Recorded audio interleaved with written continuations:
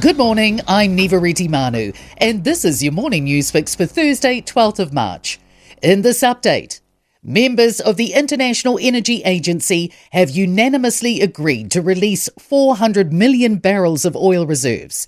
It equates to about 4 days' worth and is the largest ever release of reserves in the agency's history.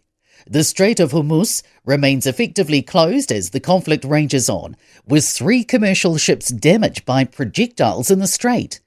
IEA Executive Director Fatih Birol says it aims to alleviate the immediate impacts of the disruptions. However, he says the most important thing for stabilisation is reopening the strait. Senior Minister Erica Stanford's frustrated Lake Alice abuse survivors still don't have answers after their identities were exposed. In November, a staffer at the Crown Response Office sent 37 survivors a group email, accidentally revealing their email addresses. Stanford's told the Herald the release of findings from a probe into the matter have been delayed twice, and the report's now expected to be completed next month. She says the breach was extraordinarily disappointing.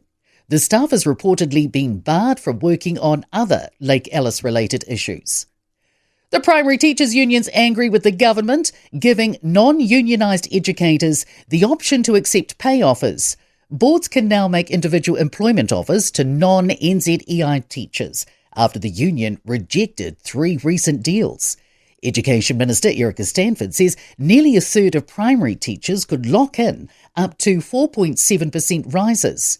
NZEI's Liam Rutherford says the move is a deliberate breach of good faith and undermines teachers' collective bargaining. He says the government's demanding teachers implement rushed curriculum changes but refuse to pay them for doing the extra work. Proposed curriculum changes are expected to complicate teaching in mixed-year classrooms. A New Zealand Principals Federation survey released to Newstalk ZB shows 93% of 370 schools run composite classes. The current curriculum sets standards by subject level, but the government's changes are by year group. President Jason Miles says that they're concerned about the logistics of teaching in these classes, coupled by the pace of change. He says schools haven't had a chance to test or trial the new curriculum, so the Federation is trying to do its own consultation. Shock for 350 workers whose jobs are on the line under Heinz Wattie's proposed cutbacks. It plans to shutter 3 manufacturing facilities in Auckland, Christchurch and Dunedin and packing operations in Hastings. The company also proposes phasing out sales of products including frozen vegetables, Greek's coffee and several dips. In sport, Kalen Ponga is set to play for New Zealand, the country of his father's birth, at League's World Cup in October and November. The International Governing Body Board has unanimously approved his application to defect from Australia.